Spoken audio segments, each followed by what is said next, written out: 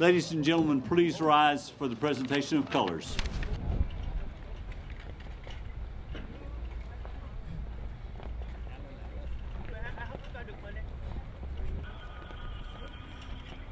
At this time, we want to recognize our Purple Heart recipients who are with us today. If you've received the Purple Heart, would you let us recognize you? If you'll either stand or hold your hand up so we can see you, we'd like to thank you for your service. Thank you. Our grateful nation awards various medals given for valor in combat, including the Bronze Star, Distinguished Flying Cross, and Silver Star. I know a number of the veterans that we have here today have received one of those medals, and if you're one of those, would you again either stand or raise your hand so that we can recognize you?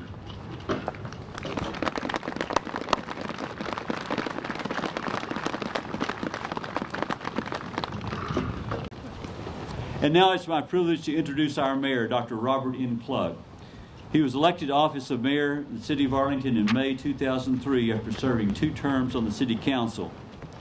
Dr. Klug is currently Vice President for Medical Affairs at Arlington Memorial Hospital, a position he's held since 2002. From 1971 to 1994, Dr. Klug practiced medicine in Arlington. After receiving his medical training at the University of Texas Southwestern Medical School, Dr. Klug served in the United States Air Force during the Vietnam War as a general medical officer at Clark Air Force Base in the Philippines. Please welcome Mayor Robert Klug.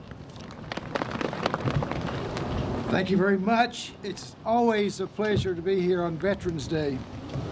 It takes me back many years ago when I also was in the Air Force, and although never in any kind of danger, I saw those that were, and I saw what they went through, and I will always have in my heart a special place for those young men and women who, during Vietnam, suffered serious, sometimes fatal injury. You know, I'm proud of all the veterans who were able to attend today. I know there are many that could not come. There are probably a few that should not come because of the weather, but it's a real honor to honor you today on this special day. You know, I've been able to, I'm cold. I've been privileged to come to this celebration every year now for 12 years. And every time, even in spite of the weather, it gets better because I see veterans that I know what they've been through. It's great to be able to acknowledge the veterans in our community. And I want to tell you that their service did not stop when they left the Army or whatever branch of service they might have been in, because they continue to work for the betterment of their community. In this case, Arlington, Texas. They never say no when we ask them to help us, and many times they do it just because of the big hearts they have. And this city would not be the same without their presence. You know, many of the veterans, like me, have never been in danger. We have never participated in combat. We participated in helping those who were in combat and had serious injuries. These military men drew the best, and because of their strength and their commitment and their valor and their honesty, they've made this country a much safer place for all of us to live. We have come to appreciate more than ever the veterans of Korea and Vietnam. Now, these folks did not necessarily have a very positive response when they came back to this country, but it took time. And now we've had time, and we understand what they did for all of us. And we all now celebrate their being here today. General Patton used to say that wars are not fought and won by guns. They're fought and won by people, men and women, who handle those guns. And you remember General Patton was called Blood and Guts Patton in World War II. And as a warrior, he was feared. greatly feared by the enemy. As a political figure, he, of course, was controversial, like many political figures are, all of us. But he did understand the feeling of courage and leadership and helped our troops understand what they were up against and help lead them to victory. On this day, your presence here in Arlington at this special recognition is something that we are inadequate at doing perfectly. But after having said those few comments, I'd like to read a proclamation from the Office of the Mayor, Arlington, Texas. Whereas Veterans Day has its origins in the November 11, 1918 armistice, which brought World War II to a conclusion.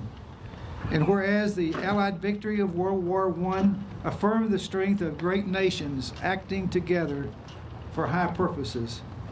And whereas the people of the United States caused, through their elected representatives, the designating of November 11th as federal legal holiday, which in 1954 became officially known thereafter as Veterans Day. And whereas Veterans Day continues to be celebrated and commemorated with solemn observances in honor of all Americans who have served their country in times of war and conflict. And whereas Veterans Day has become a significant part of our American heritage, as we recognize the millions of our citizens whose military service has had a profound effect on history. Whereas the courage, the honor, the sacrifice, and the dedication which veterans of the United States Armed Forces have displayed in the cause of justice and freedom and democracy are most worthy of recognition. Now, therefore, I, Robert Cluck, Mayor of the City of Arlington, Texas, and on behalf of the Arlington City Council, do hereby proclaim November 11, 2014 as Veterans Day in Arlington, Texas. And just God bless all of you.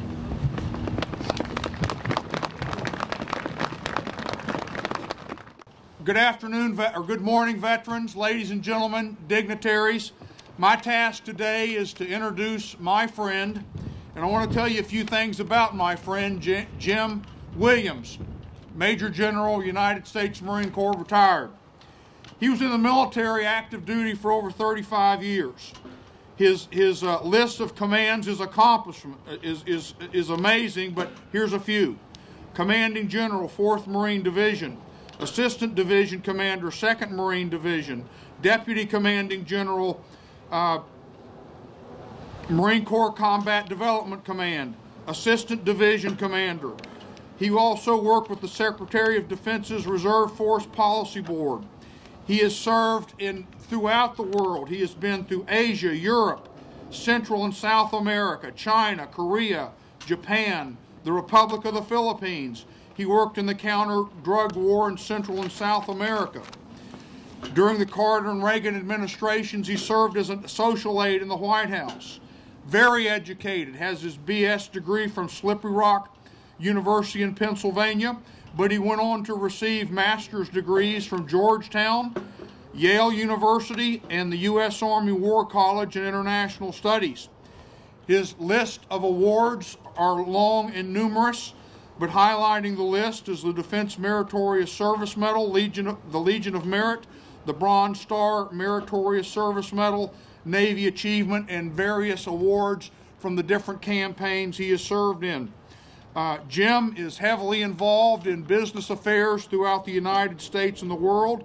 He consults on international business matters. He has served. I have had the pleasure of serving with him on the board of the Admiral Nimitz Foundation War of the Pacific Museum. He spends countless hours, and I can attest to that personally, he spends countless hours still working on issues for our veterans as they receive health care and other benefits to which they are so deservedly entitled.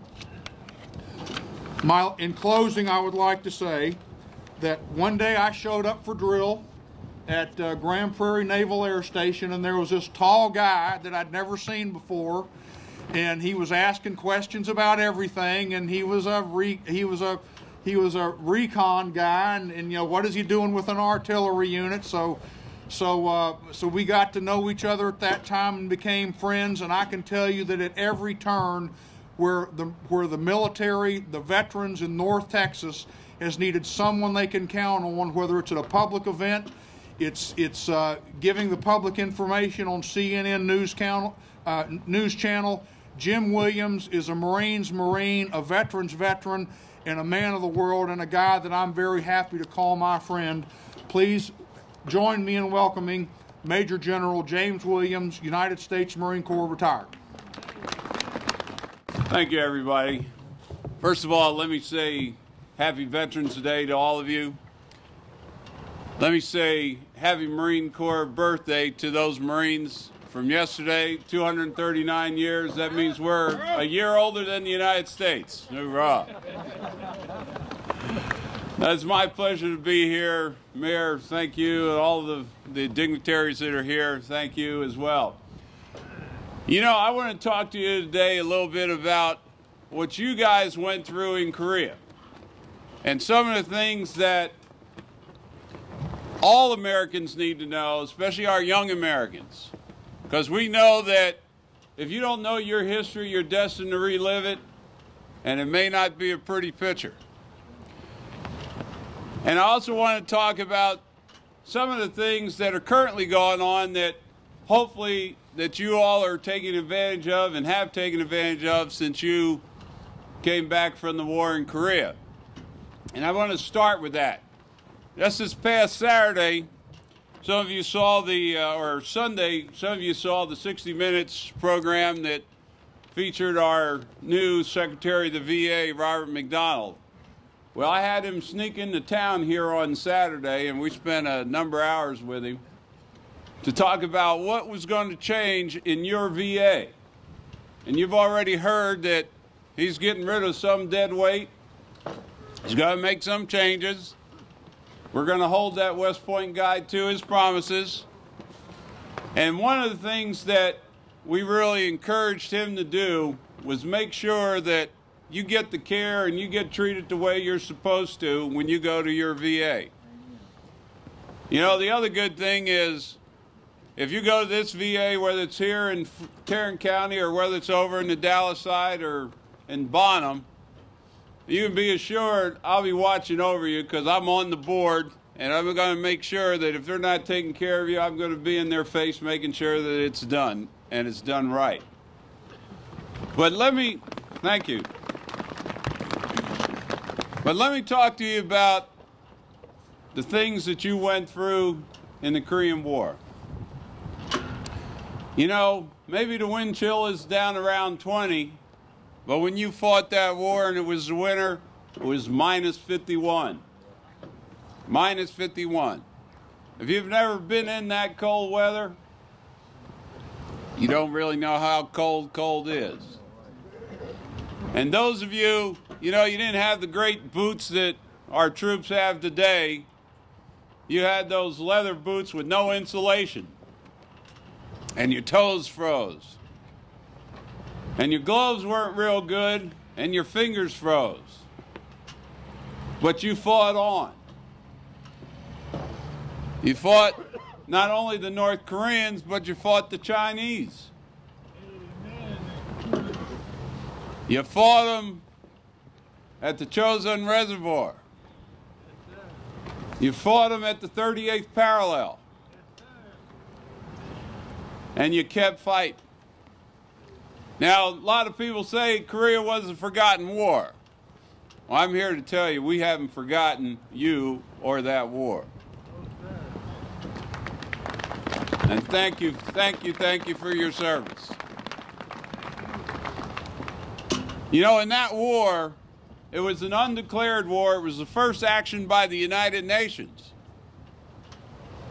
We had a lot of allies fighting with us. We had allies from Europe. We had allies from the South Pacific, Australia, New Zealand, to name a few. We had the British, United Kingdom forces fighting with us back then.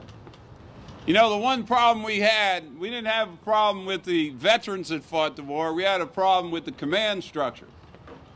And some of you may know that story. You know, I had the Army fighting under MacArthur, and he was the United commander. But then you had the Navy, they were fighting their war. You had the Air Force fighting their war, and the Marine Corps kind of peppered in between everybody.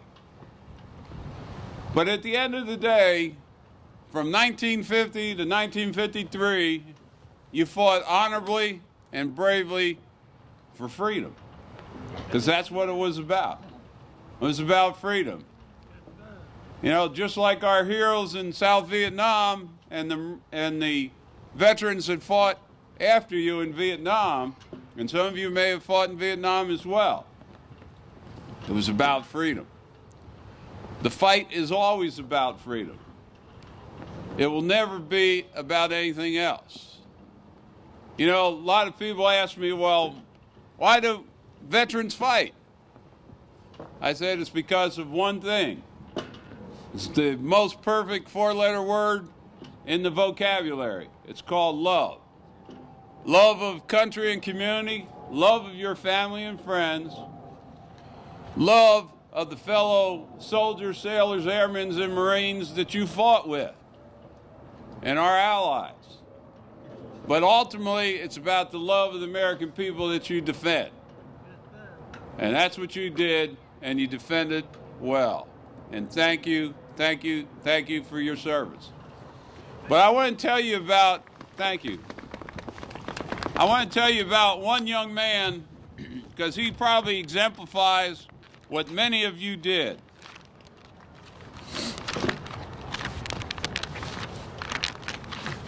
And this young man, whose name was Mitchell Red Cloud, was Native American. Some of you may know his story.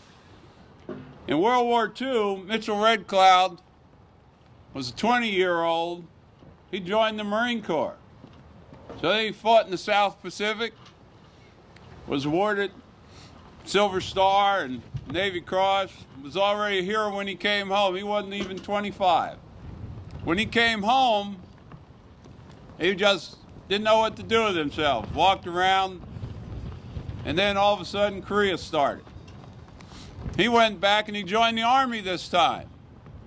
And this time, he went back with the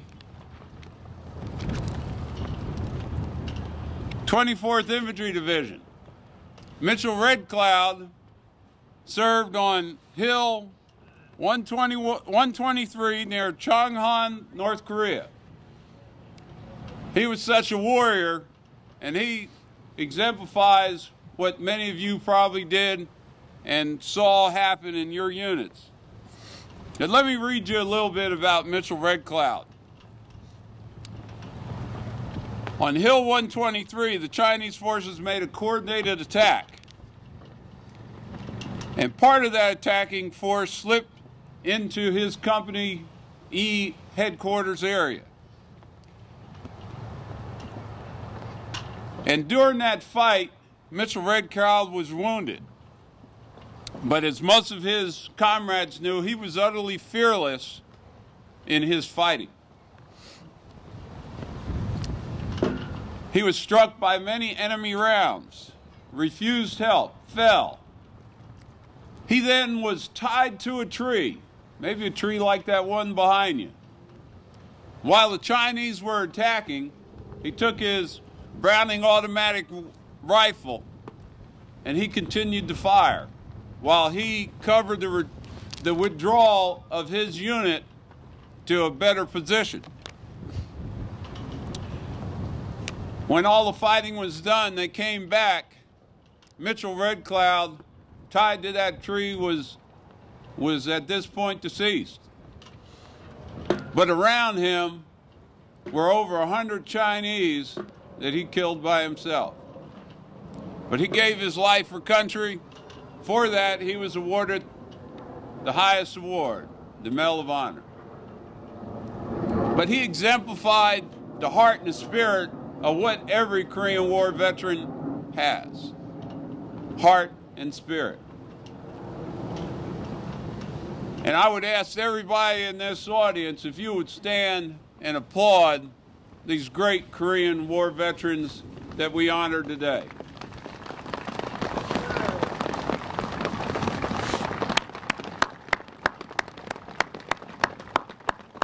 My final comment, thank you very much. My final comment is this. During this war, over 35,000 Americans died. And this great memorial park that you have here in Arlington honors all veterans, and especially honors you today. And so I'd like to say to all of you that have sacrificed, were wounded, family members that lost loved ones, you're not forgotten. You'll never be forgotten. And the American people owe you a debt. Thank you very much.